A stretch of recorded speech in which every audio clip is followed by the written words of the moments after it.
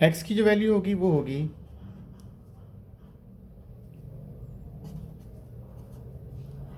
Are sine theta cos phi, y is equal to R sine theta sine phi, और z की जो value आपके पास होती है वो आपके पास होती है आर कॉस थीटा। अब स्टूडेंट हमने करना क्या है यहाँ पर, हमने यहाँ पे डी एक्स को, डी वाई को, डी जी को कैलकुलेट करना है। डी एक्स हमारे पास क्या चीज़ है, डी एक्स हमारे पास ये है कि जब डिफरेंशियल लेंगे ये आपके पास बनेगा sine theta minus sine phi d phi, plus आपके पास होगा कॉस थीटा कॉस फाई, और ये होगा डी फाई, डी फाई नहीं डी थीटा, और डी वाई आपके पास होगा R into sine theta cos phi d phi, plus आपके पास होगा कॉस साइन थीटा कटे कॉस थीटा, और यहाँ पे क्या होगा डी थीटा, और ये आपके पास होगा sign phi.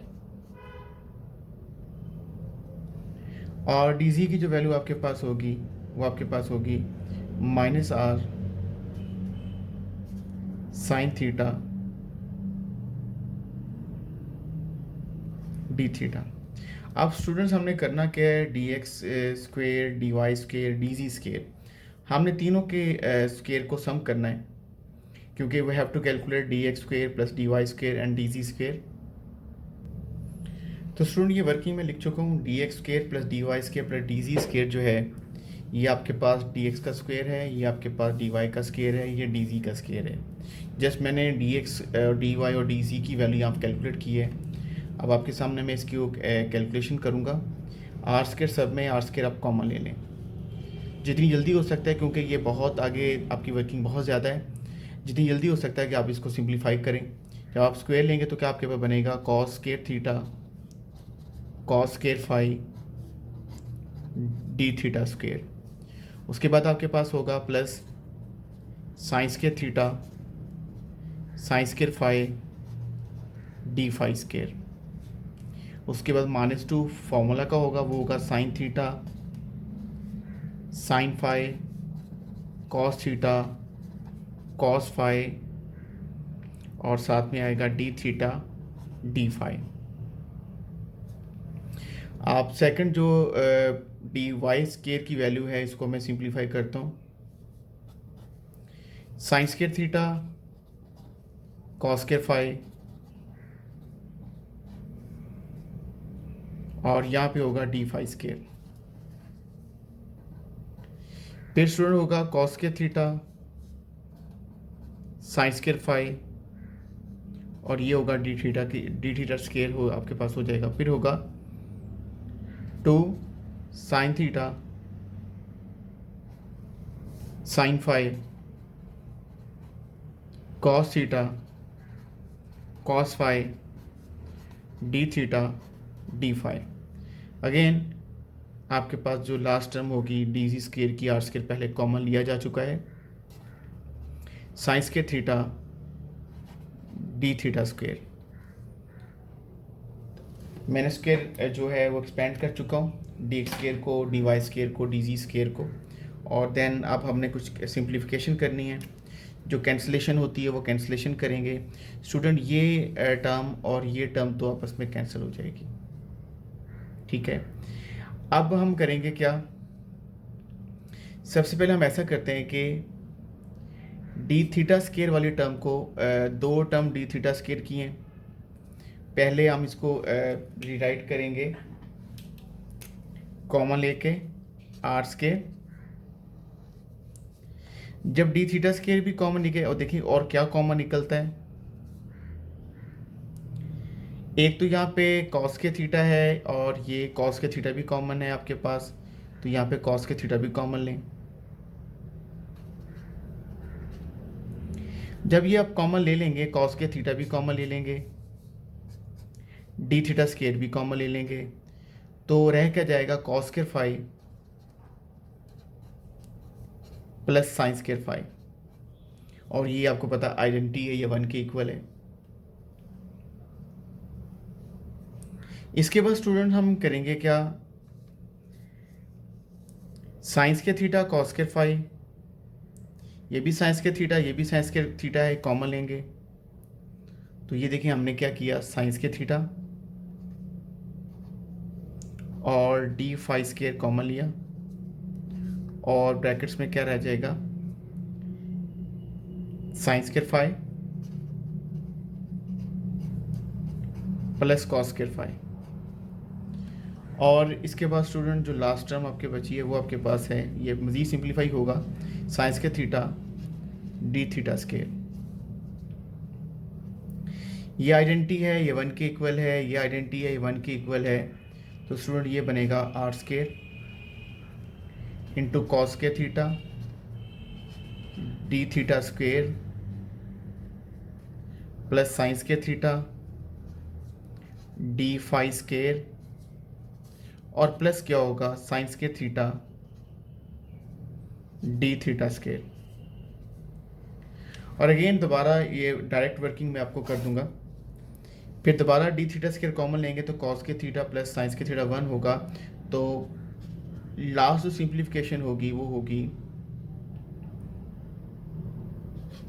D theta square plus science के थीटा, और ये होगा डी फाई स्केयर। तो क्लास हमने इसको जितना सिंपलेस्ट हो सकता था हमने d x square plus d y square और प्लस डी जी स्केयर की वैल्यूज़ को हमने सिंप्लीफाई कर दिया है। आई इंटेग्रल हमारे पास जो फंक्शनल था वो क्या था, इंटेग्रल फंक्शनल था from A to b integral, और यहाँ पे स्क्वायर रूट था, और इधर वैल्यू थी d x square plus d y square plus d z square की। जो हमने कैलकुलेट किया है वो है R square into d theta square plus science के theta d phi square.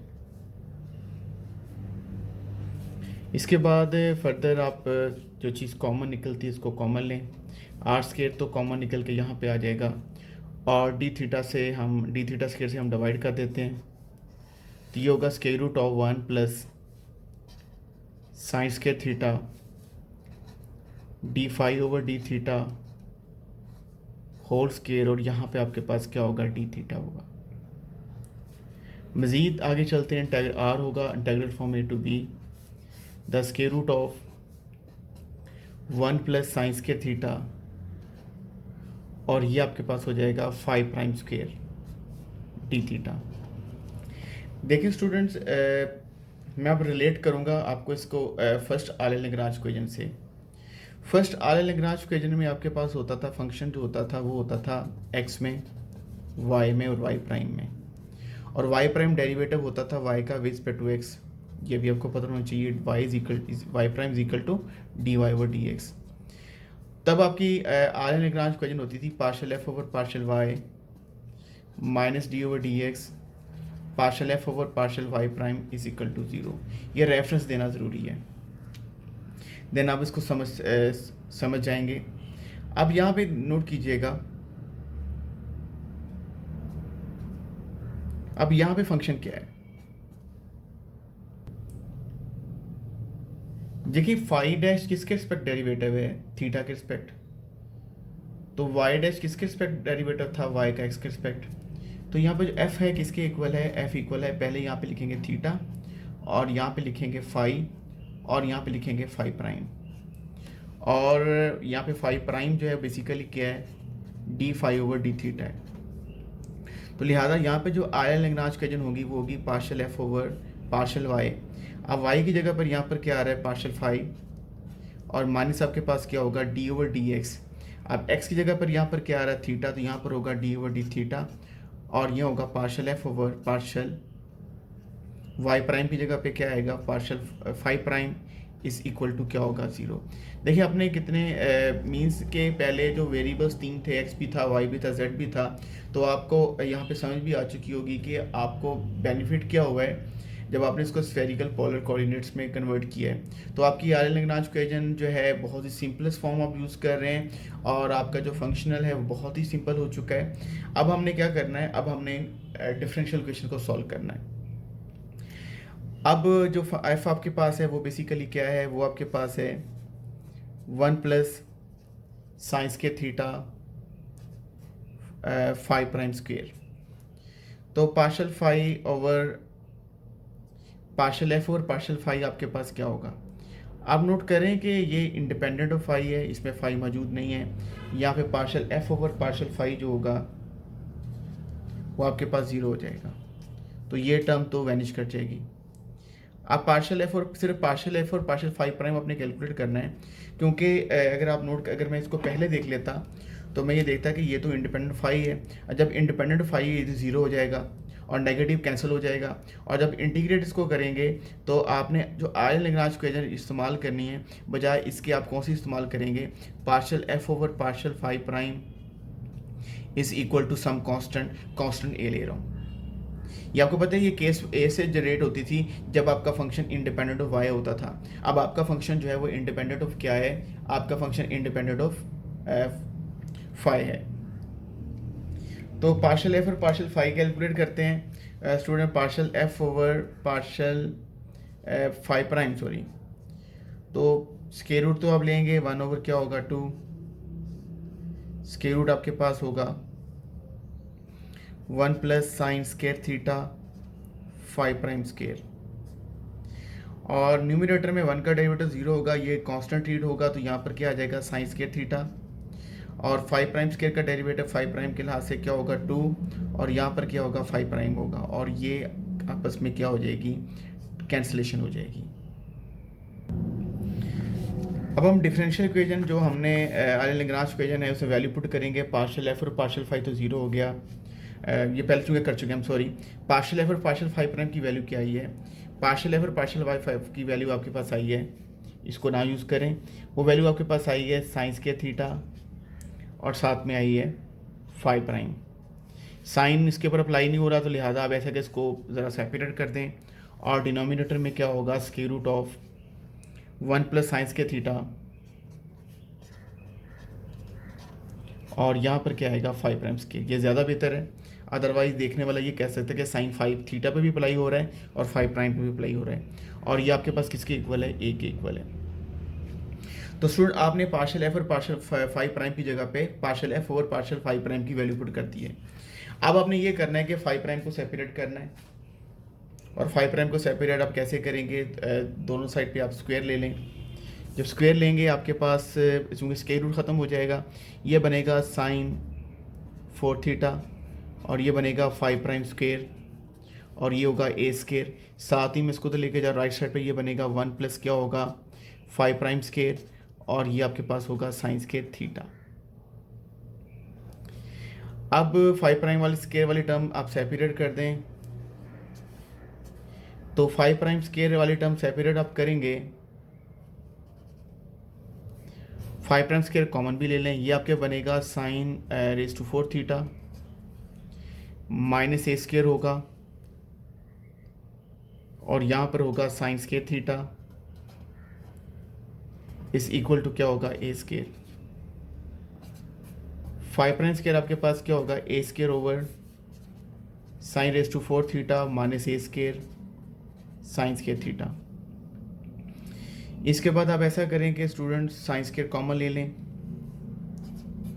5 prime square आपके पास क्या होगा A square over sine square theta common लिया, ये बन गया 1 माइनस हाँ जी साइन स्क्वायर थीटा जब कॉमन लेंगे तो यहाँ पे आपके पास स्टूडेंट आएगा साइन स्क्वायर थीटा माइनस ए स्क्वायर जी। और अब थोड़ी सी कोशिश करनी है, क्योंकि आपने इसको सॉल्व आउट करना है।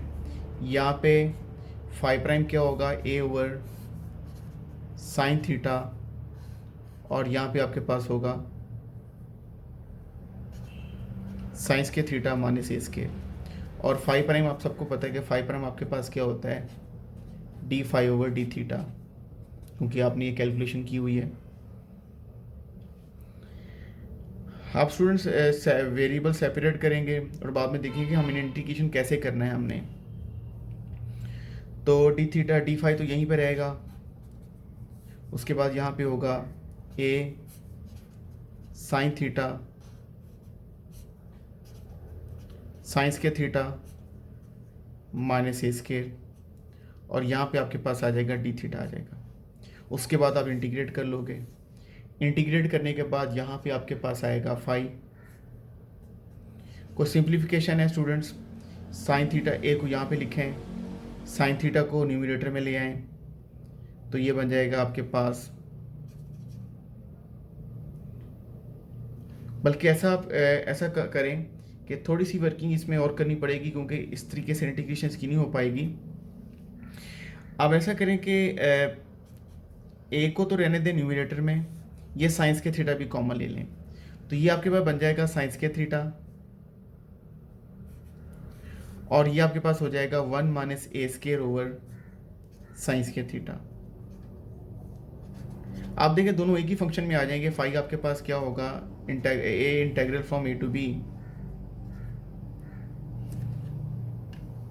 बल्कि इंटीग्रेशन सिंपल होगी। ए इंटेग्रल होगा आपके पास, ऊपर आ जाएगा कोसेकेंट स्क्वायर थीटा, और डिनोमिनेटर में होगा 1 माइनस ए square into cosecant square theta d theta. तो आपने देखा कि ये भी cosecant square function cosecant square theta में है, और ये वाला फंक्शन भी कोसेकेंट स्क्वायर थीटा में है। अब हमारा जो टारगेट है वो ये है कि हमने इसको इंटीग्रेट करना किस तरीके से, और इसकी इंटीग्रेशन जो होगी इस पर भी थोड़ा सा टाइम लगेगा। इसमें आप सब्स्टिट्यूट कर दोगे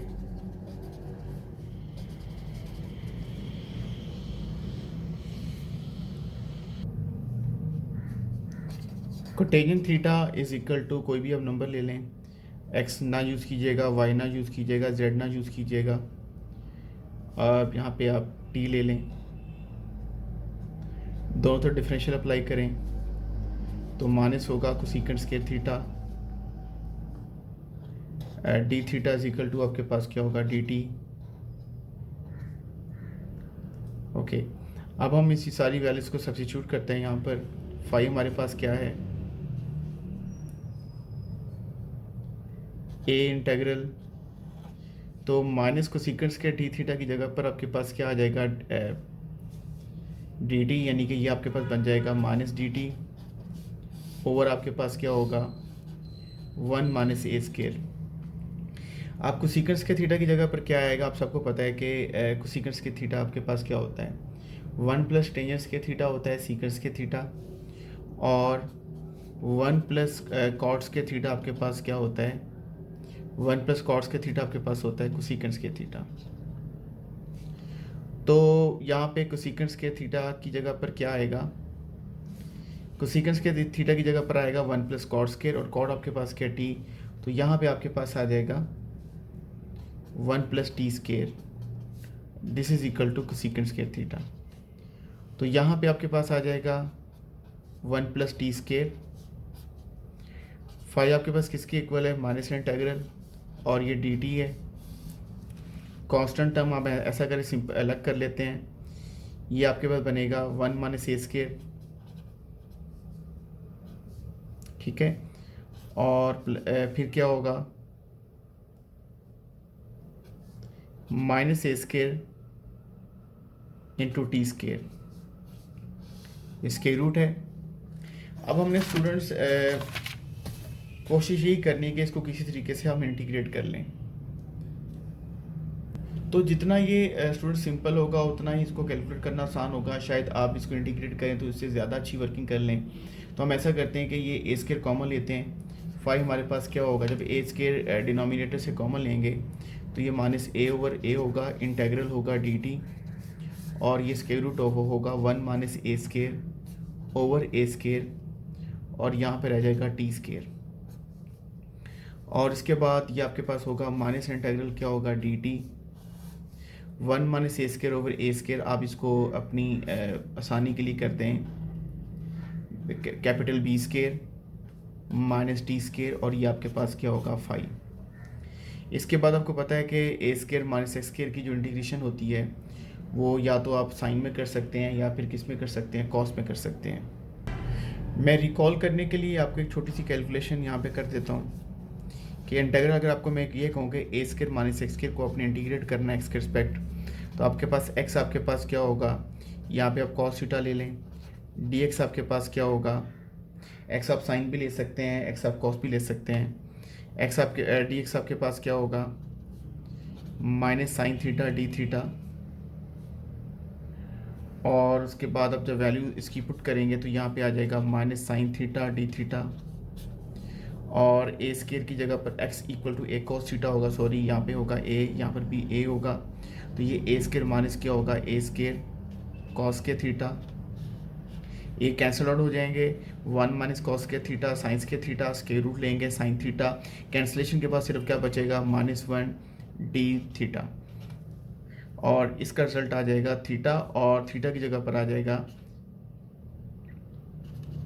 कॉस इनवर्स एक्स ओवर ए। तो चूंकि माइनस आ रहा है, माइनस पहले से एडजस्ट है, तो आप जाए, ये वर्किंग आपको मैं बता चुका हूँ, आप यहाँ पे डायरेक्ट वर्किंग कीजिएगा क्योंकि बहुत कुछ आप कर चुके हैं। तो आपका जो डायरेक्ट रिजल्ट होगा इंटीग्रेशन के बाद वो होगा कॉस इनवर्स, और एक्स की जगह पे यहाँ पर क्या आ रहा है टी आ रहा है, और ए की जगह पे यहाँ पे क्या आ रहा है बी आ रहा है, और यहाँ पे साथ में ये आपके पास क्या होगा कांस्टेंट ऑफ इंटीग्रेशन, यहाँ पे मैं कांस्टेंट ऑफ इंटीग्रेशन की जगह पे लिख रहा हूँ अल्फ़ा लिख रहा हूँ। आप स्टूडेंट्स आप करोगे क्या, अल्फ़ा को साइड भेज दें, ये हो जाएगा 5 माइनस अल्फ़ा, और ये आपके पास हो जाएगा cos inverse t over b. Cos inverse वहाँ पे अप्लाई होगा तो बन जाएगा कॉस 5 माइनस अल्फ़ा, और टी की जगह पर आपके पास आ जाएगा कॉट थीटा, और यहाँ पे आपके पास आ जाएगा 1 over b.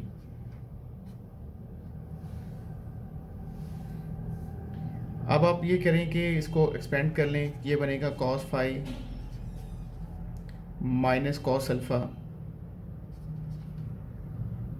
Cos 5 cos alpha, so I am sorry cos 5 cos alpha plus sign 5 sine alpha,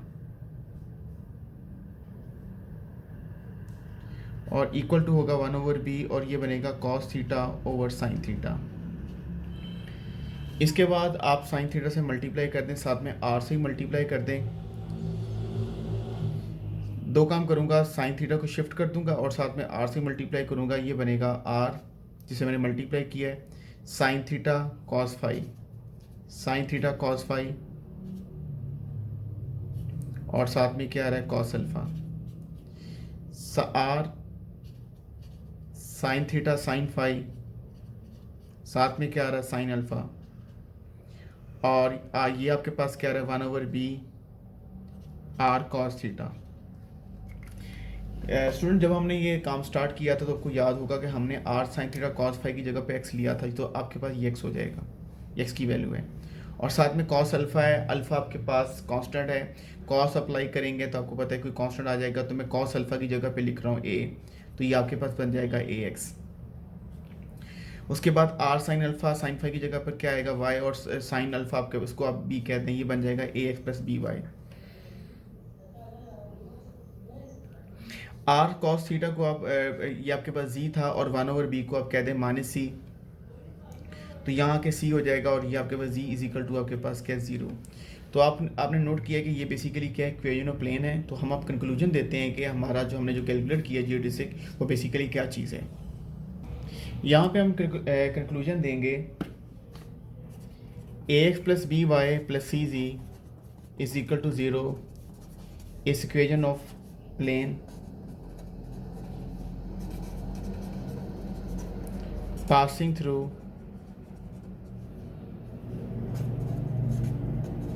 center of sphere, क्योंकि आप नोट करें कि एक्स वाई जी की जो वैल्यूज़ है 0 से इसको सेटिस्फाई कर रही हैं, और स्फीयर जो हमने लिया है उसका सेंटर 0 0 0 है। Hence the curve of shortest length joining A and B is the arc of great circle